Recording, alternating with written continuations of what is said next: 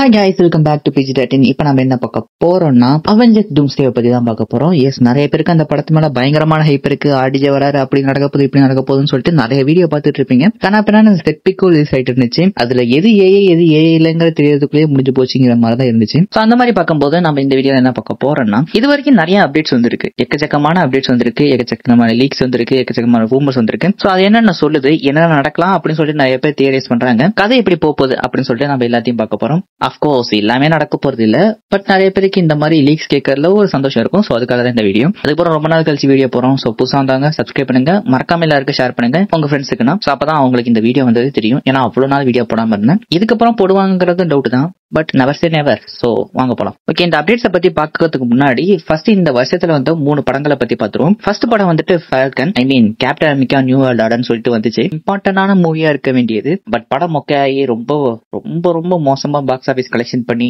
நிறைய பேர் பார்க்காம போய் ஒரு மாதிரி டிசாஸ்டர்ல தான் முடிஞ்சுச்சு. இது வரைக்கும் கேட்டவங்க எல்லாம் யாரும் அந்த படம் நல்லா இருந்துச்சுன்னு சொன்ன மாதிரி எனக்கு தெரியல. எனக்குமே பெருசா பிடிக்கல. பிகாஸ் உங்களுக்கே தெரிஞ்சிருக்கும், ஒரு மாதிரி எழுதணும் சொல்லி எழுதுற மாதிரி தான் இருந்துச்சு. அதுக்கப்புறம் தண்டர்போல்ட்ஸ் வந்துச்சு. தண்டர்போல்ட்ஸ் அஃப்கோர்ஸ் சூப்பரான படம். இந்த நியூ அவெஞ்சர்ஸ் சொல்லிட்டு டைட்டில மாத்தி போஸ்ட் கிரெடிட் சீன்ல ஸ்ட்ரைட்டா நம்ம டூம்ஸ்டேக்கான ஒரு லீட் அப் வச்சிருக்காங்க. எஸ், அஃப்கோர்ஸ் ஃபேண்டாஸ்டிக் 4 வர மாதிரி காமிச்சிருப்பாங்க. ரைட்டா ஃபேண்டாஸ்டிக் 4 வர போறாங்களான்னு சொல்லிட்டு ஃபேண்டாஸ்டிக் 4 வரத்த போய் பாத்தீங்கன்னா அதுல வந்திருக்க மாட்டாங்க தண்டர்போல்ட்ஸ். பட் அதுக்கு பதிலா ஸ்ட்ரைட்டா டூமே காமிச்சிருப்பாங்க. ஃபேஸ காமிச்சிருக்க மாட்டாங்க, பட் டூமை காமிச்சிருப்பாங்க. டூம் வந்து நம்ம பிராங்க்லின் ரிச்சர்ஸோட பேசுற மாதிரி காமிச்சிருப்பாங்க. சோ இதனாலதான் முக்கியமா நடந்துச்சு இந்த படங்கள்ல டூம்ஸ்டேக்கு இதுக்கு. சோ ஓகே, அதுல இருந்து என்ன இப்ப அப்டேட்ஸ் எல்லாம் கிடைச்சிருக்கணும். அஃப்கோர்ஸ் இந்த படத்துல வரப்போற ஆர்டிஜே டாக்டர் டூம் தான் இந்த படத்தோட மெயின் கேரக்டரா இருக்க போறாரு. அஃப்கோர்ஸ் அவர் தான் வில்லன், அதுல எந்த டவுட்டுமே கிடையாது. கண்டிப்பா ஒரு பாயிண்ட் ஆஃப் டைம்ல அவர் வில்லனா மாற போறாரு. சிக்கவாஸ்ல அவெஞ்சர்ஸ் எல்லாரும் சேர்ந்து சண்டை போற மாதிரி தான் முடிய போகுது. பட் அவர் தான் மெயின் கேரக்டரா இருக்க போறாரு. தேனஸ் நம்ம இன்ஃபினிட்டி வார்ல பார்த்தோம்ல, அவர் நோக்கி தான் கதை போகும். சோ அதே மாதிரி தான் டூம்ஸ்டேல நம்ம ஆர்டிஜே வச்சுதான் கதையை பார்க்க போறோம் ஃபுல்லாவே.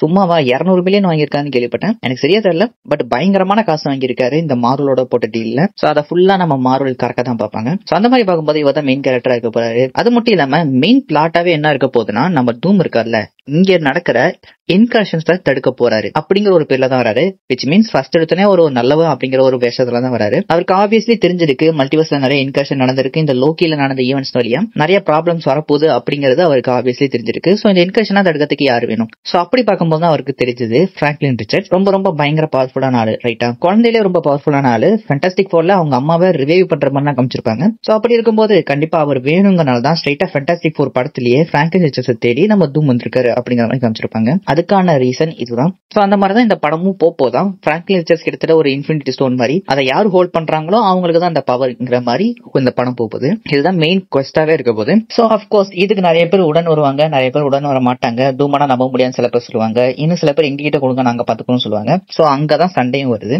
ஒரு பார்ட் ஆஃப் சூப்பர் ஹீரோஸ் வந்து கண்டிப்பா டூம் கூட இருக்க போறாங்க, இன்னொரு பார்ட் ஆஃப் சூப்பர் ஹீரோஸ் கண்டிப்பா அவர் எதிர்த்து நிக்க போறாங்க. சோ அந்த மாதிரி ஆப்போசிட் நிக்கிறதுல ரொம்ப ரொம்ப கன்ஃபார்ம்டா இருக்கிறது யாருன்னு பாத்தீங்கன்னா எக்ஸ்மேன் தான். பிகாஸ் இப்போதைக்கு ஷூட்டிங் நடந்திருக்குல்ல, அதுல இருந்து செட் பிக்ஸ் கிடைச்சது வரைக்கும் எக்ஸ்மேனோட ஷூட்டிங் தான் நிறைய போயிருக்கு. அது மட்டும் இல்லாம அவெஞ்சர்ஸ் இஸ் எக்ஸ்மேன் அப்படிங்கிற மாதிரி தான் போயிருக்குன்னு சொல்றாங்க. விச் மீன்ஸ் நம்ம டூம் கிட்ட இருக்க அவெஞ்சர்ஸ், எஸ் டூமோட சப்போர்ட்டுக்கு இருக்க அவெஞ்சர்ஸ் அந்த எக்ஸ்மேனோட சண்டை போடுறது தான் ஃபர்ஸ்ட் லீக்காவே இருந்துச்சு. சோ அதுக்கேற்ற மாதிரி இப்போதைக்கு எக்ஸ்மேன்ல நடிச்ச ஆக்டர்ஸ் எல்லாருமே நிறைய செட் லீக்ஸ் கிட்டத்தட்ட கன்ஃபார்ம் பண்ற மாதிரி நிறைய சொல்லியிருக்காங்க. அவங்க சூட்டை பத்தி அப்டேட் கொடுத்திருக்காங்க.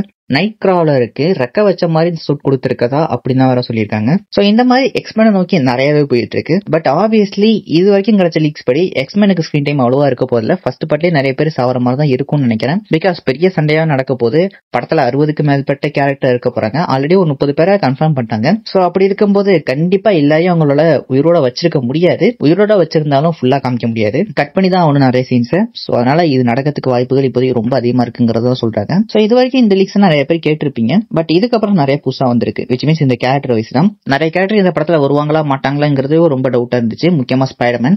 சோ ஸ்பைடர்மேனுக்கு ஷூட்டிங் இப்போ போயிட்டு இருக்கு. டெக்னிக்கலா ஸ்பைடர்மேன் இந்த படத்துக்கு பின்னாடி வர வேண்டியது, ஆனா இப்போதைக்கு நடந்த டிலே வச்சு டூம்ஸ்டே வந்து டிசம்பருக்கு போயிடுச்சு. ஸ்பைடர்மேன் அதுக்கு முன்னாடியே வரப்போகுது. ஸ்பைடர்மேன் சம்பந்தப்பட்டும் நிறைய அப்டேட்ஸ் நீங்க பாத்துருப்பீங்க. நம்ம பனிஷர் வர மாதிரி காமிச்சிருப்பாங்க, ஹல்கோட 2 பேர் சேர்ந்து சண்டை போடுற மாதிரி சொல்லிட்டு அந்த பிளாட்டுமே பயங்கரமா போயிட்டு இருக்கு. ஷூட்டிங்க சிட்டி நடுவுலயே வச்சு எடுக்கிறாங்க, எல்லாரும் பாக்குற மாதிரி. சோ ஸ்பைடர்மேன் கதை நல்லா தான் போயிட்டு இருக்கு. பட் இது வரைக்கும் ஸ்பைடர்மேன் டூம்ஸ்டேல இருக்கிற மாதிரி எந்த விதமான அப்டேட்ஸும் வரல, எந்த விதமான லீக்ஸும் வரல. எஸ், நிறைய பேர் தியரிஸ் பண்ணிட்டு இருக்காங்க, படம் முன்னாடியே வருது. சோ அதை வச்சு பார்க்கும்போது ஸ்பைடர்மேன் வந்து டூம்ஸ்டேக்கு போயிடுவாரதா அப்படின்னு சொல்லி தியரிஸ் பண்றாங்க. ஆனா இது வரைக்கும் லீக்ஸ் கூட பெருசா வரல. என்ன கேட்டீங்கன்னா டவுட் தான், மேபி வரலாம். பிகாஸ் ஆல்ரெடி டாக்டர் ஸ்ட்ரேஞ்ச்ங்கிற ஒரு முக்கியமான கேரக்டரே டூம்ஸ்டேல வர மாட்டாரு அப்படிங்கறத கன்ஃபார்ம் பண்ணியிருந்தாங்க. சோ அப்படி இருக்கும்போது ஸ்பைடர்மேன் வராமலையும் போகலாம். பட் ஸ்பைடர்மேன் கண்டிப்பா வந்து தான் ஆகணும், ஆர்டிஜேக்காகவே வரணும். மேபி பிராண்ட் நியூ டே பார்த்தா நமக்கு அதோட அண்டர்ஸ்டாண்டிங் கண்டிப்பா வந்துரும் தோணுது. சோ வெயிட் பண்ணி பார்ப்போம். அதுக்கப்புறம் கிறிஸ் ஈவன்ஸ் வர போறதா இப்போதைக்கு பயங்கரமான ரூமர்ஸ் போயிட்டு இருக்கு. அது என்ன கேரக்டரா வர போறாரு அப்படிங்கிறது இன்னும் நிறைய பேருக்கு ரொம்ப பிடிச்சிருக்கும். ஏன்னா நம்ம என் கேம்ல பார்த்திருப்போம்ல, கடைசியில நம்ம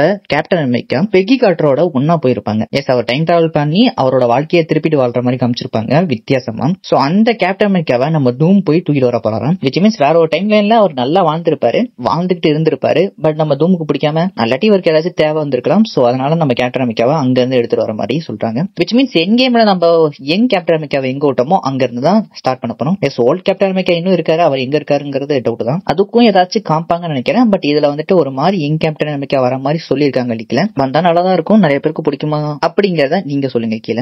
அதுக்கப்புறம் டெட்பூல். சோ டெட்பூல் வர போறாரு அப்படிங்கறத நம்ம ரைனோனாச்சே ஒரு போஸ்ட் வழியா டீஸ் பண்ணியிருந்தாரு.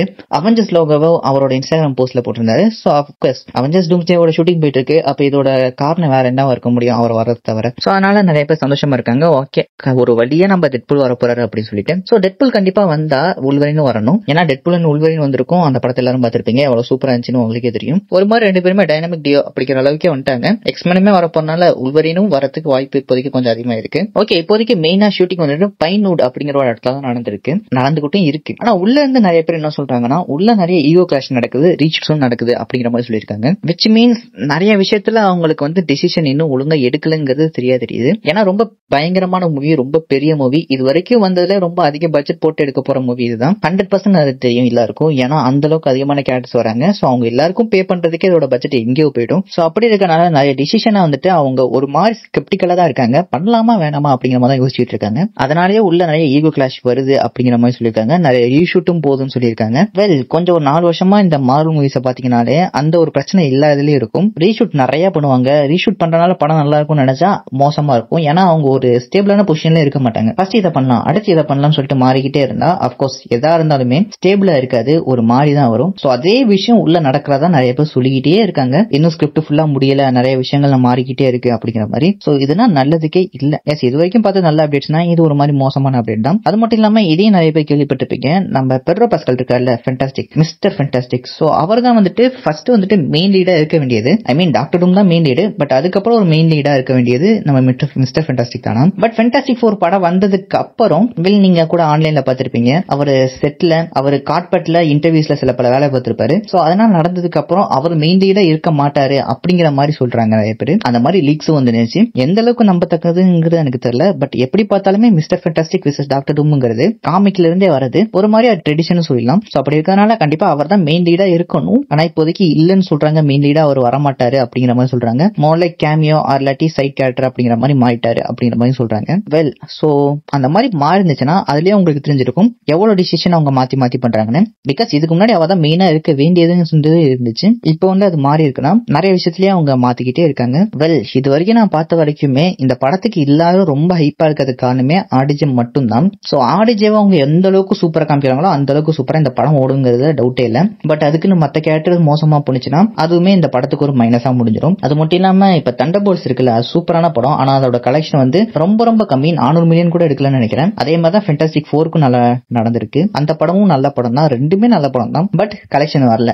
ஏன்னா இப்போதைக்கு மாரோட ரெப்புடேஷன் எல்லாமே டவுன் கிரேட் ஆயிடுச்சு. அயனாட்டுன்னு சொல்லிட்டு ஒரு சீரிஸ் விட்டாங்க, எல்லாம் கழுவி ஊத்திருந்தாங்க. IMDb ரேட்டிங் 4 or 3 இருந்துச்சுன்னு நினைக்கிறேன். அந்த அளவுக்கு ரொம்ப மோசமா போயிட்டு இருந்துச்சு, போய்கிட்டு இருக்கு. சோ இதே மாதிரி போனுச்சுன்னா டூம்ஸ்டேல வந்துட்டு இவங்க சொதப்புனாங்கன்னா கண்டிப்பா டூம்ஸ்டேவும் ஃபிளாப் ஆயிடும். இந்த மாதிரி படம் தான் ஃபிளாப் ஆனா ஓரளவுக்கு மீண்டு வந்துருவாங்க. பிகாஸ் பட்ஜெட் வந்து 200 மில்லியன் தான். சோ 400 மில்லியன் எடுத்துட்டாங்க, ஒரு மாதிரி பிரேக் ஈவன் அப்படிங்கிற மாதிரி ஆயிடும். பட் நம்ம டூம்ஸ்டேக்கு பட்ஜெட்டே 400 மில்லியன் மினிமமா இருக்கும். மினிமமே 400 மில்லியன், மேக்ஸிமம் 600 700 கூட போலாம். சோ அப்படி இருக்கும்போது ஃபிளாப் ஆனிச்சுன்னா ரொம்ப ரொம்ப மிகப்பெரிய பேக்லாஷ் ஆயிடும். சீக்கிரவாஸ் முடிஞ்சோடனே ரீபூட்னு சொல்லிட்டு பேசிட்டு இருக்காங்க. மேபி இந்த அளவுக்கு பயங்கரமா பேக்லாஷ் பேக்லாஷ் ஆயிடுச்சுன்னா சீக்கிரம் வார்ஸே இல்லாம ஸ்ட்ரைட்டா ரீபூட் அப்படின்னு சொன்னாலும் சொல்லலாம். எனக்கு தெரிஞ்சு அப்படி பண்ண மாட்டாங்க. பட் இருந்தாலும் நெவர் சே நெவர்ங்கிற மாதிரி தான் இருக்கு இப்போதைக்கு. சோ ஆப்வியஸ்லி இதுல இருந்து என்ன தெரியுதுடா, நம்ம மார்வலை காப்பாத்த போற கடைசி படமா இருக்க போறது டூம்ஸ்டே தான். அதாலதான் காப்பாற்ற முடியும். காப்பாற்ற முடிஞ்ச ஒரே படம் அதுதான். இந்த படத்தை 2 பிரிக்கிறதா பேசிட்டு இருக்காங்க. 3 அவெஞ்சர்ஸ் படமா பிரிக்கலாம்னு பேசிட்டு இருக்காங்க சீக்வாஸோட சேர்த்து. அந்த மாதிரி நிறைய நடந்துட்டு இருக்கு. பட் அது எல்லாம் நடக்கணும்னா ஃபர்ஸ்ட் இந்த படம் நல்லா இருக்கணும். இது வரைக்கும் வந்த லீக்ஸ் படி பாத்தீங்கன்னா அது கொஞ்சம் டவுட்டா தான் இருக்கு. எஸ், கேரக்டர்ஸ் எக்கச்சக்கமா இருக்காங்க. பட் உங்களுக்கே தெரியும் கேரக்டர் எவ்வளவு இருந்தாலும் படத்துல கதைங்கிறது ஒழுங்கா இல்லாட்டி படம் உட்காது. ஸோ வெயிட் பண்ணி பார்ப்போம் என்ன நடக்குதுன்னு. இவ்வளவு நேரம் இந்த வீடியோ பாத்தீங்கன்னா தேங்க்யூ. ஆப்வியஸ்லி ஏற்கனவே சொன்ன மாதிரி ரொம்ப நாள் கழிச்சு வீடியோ போட்டிருக்கேன். முடிஞ்ச அளவுக்கு உங்க ஃப்ரெண்ட்ஸுக்கு ஷேர் பண்ணுங்க. என்னோட பழைய வியூவர்ஸா இருந்தாங்கன்னா புது வியூவர்ஸுக்கு ஷேர் பண்ணுங்க. முடிஞ்ச அளவுக்கு இதுக்கப்புறம் நான் கீப் அப் பண்ண ட்ரை பண்றேன். நீங்க நல்லா சப்போர்ட் கொடுத்தீங்கன்னா கண்டிப்பா கீப் பண்ணுவேன். ஸோ பை கைஸ், அடுத்த வீடியோ பார்க்குறேன்.